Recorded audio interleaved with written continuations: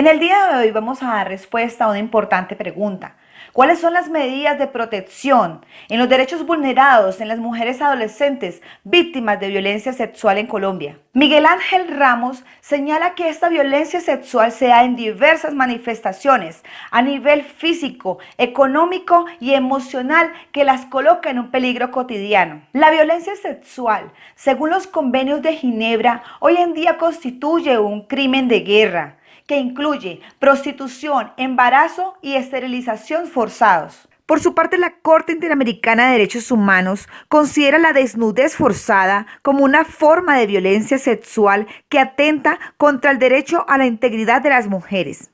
La Organización Internacional de las Naciones Unidas, ONU, en el 2013 presentó una cifra de 15 millones de mujeres alrededor del mundo víctimas de violencia sexual, que representa un 35%. Estadísticas a nivel internacional según el informe UNICEF 2017.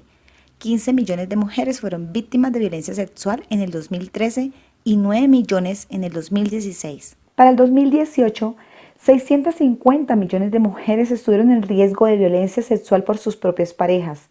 La causal principal, matrimonio antes de los 18 años, el cual tiene como consecuencia el embarazo precoz con riesgo en la salud, escolarización interrumpida, aislamiento y pobreza, entre otros.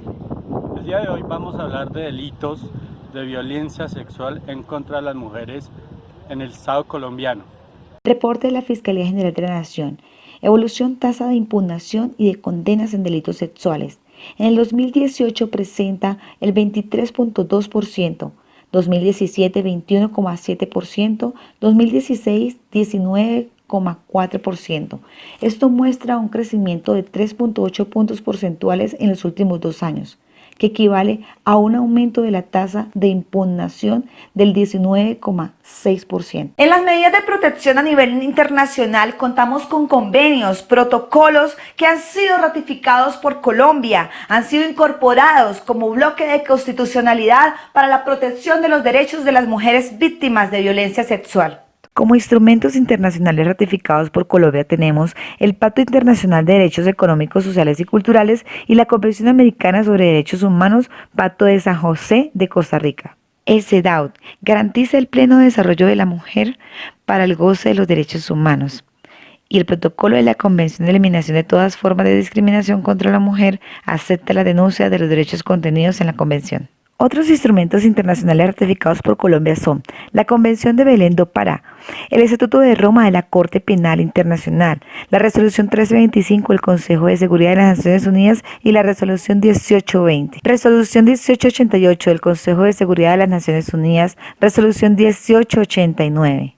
Instituto Internacional de Investigaciones y Capacitación para la Promoción de la Mujer, Fondo de Desarrollo de las Naciones Unidas. La Convención Internacional para Prevenir, Sancionar y Erradicar la Violencia contra la Mujer. Declaración sobre la protección de la mujer y del niño en estados de emergencia de conflicto armado. Muy buenas tardes. Le habla Naila Milena Villamil. Estamos aquí con la doctora María Romero Silva, magistrada del Tribunal Superior de la Sala Civil. La doctora muy amablemente nos ha concedido este espacio para hacerle una entrevista en materia de derechos humanos. Posteriormente nuestro compañero Juan Carlos Acuña va a proseguir a hacerle la entrevista a la doctora. Doctora, ¿cuál cree usted que es el motivo por el cual se ha venido generando la violencia sexual para el departamento de Boyacá? Muy buenas tardes.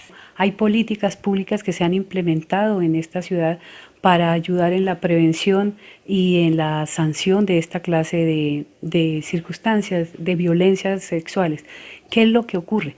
Que como no hay educación, como no se educa a las personas ni siquiera en la posibilidad que se tiene de ir a denunciar esta clase de asuntos, pero aparte porque se ha ocultado tanto las verdades de la propia existencia, la propia posibilidad de ejercer una sexualidad sana, pues se tiene temor porque siempre hay miedo de que yo me comporte mal, de que yo lo permití, de que yo permití que mi compañerito abusara de mí y ahora no puedo contar en mi casa.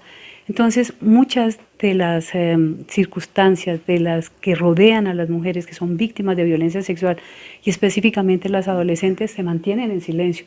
Muchas niñas inclusive acuden a métodos de desembarazo que puede acarrear hasta la propia vida, su salud de ahora y posteriormente, porque no tiene nadie a quien contarle qué fue lo que ocurrió. Claro, todo esto precedido de una ausencia absoluta de conocimiento en cuanto a lo que es su sexualidad.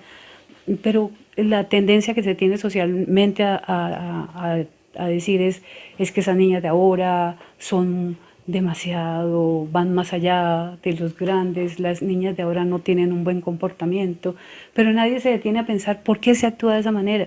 A los niños, niñas y adolescentes, y a todos, a los grandes, inclusive a los hombres que cometen esta clase de delitos, se les vive bombardeando con propagandas, con canciones, con noticias, con películas. Todo el tiempo los medios de comunicación estamos bombardeando violencia sexual.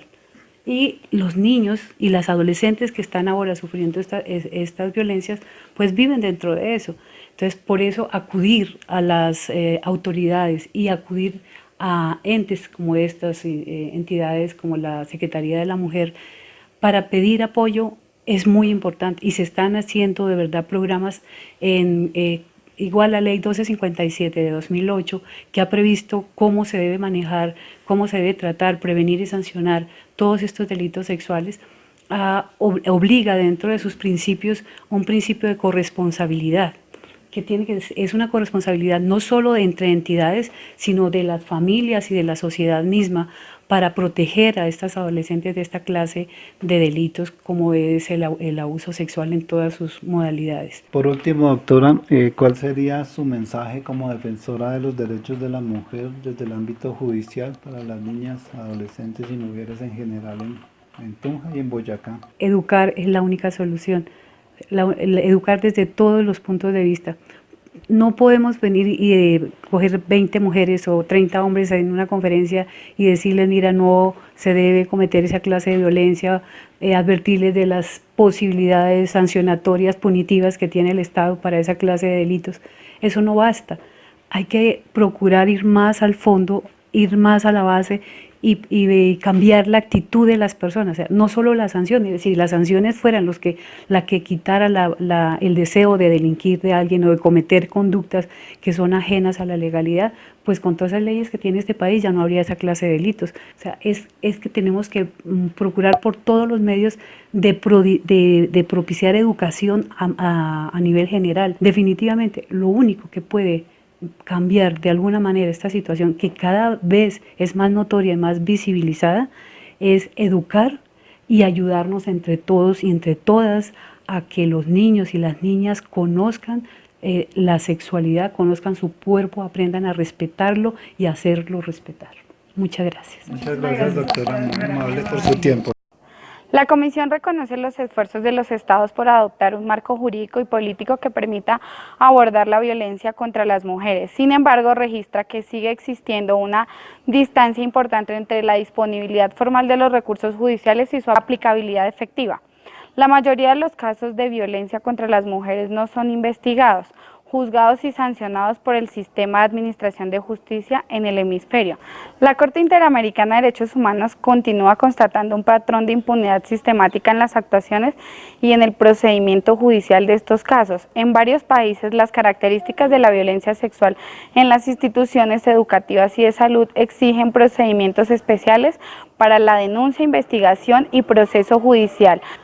La Corte Interamericana subraya que los problemas en la denuncia, la investigación, el procedimiento y la sanción de los casos de violencia sexual contra las mujeres en los establecimientos educativos y de salud desobedecen a una diversidad de factores.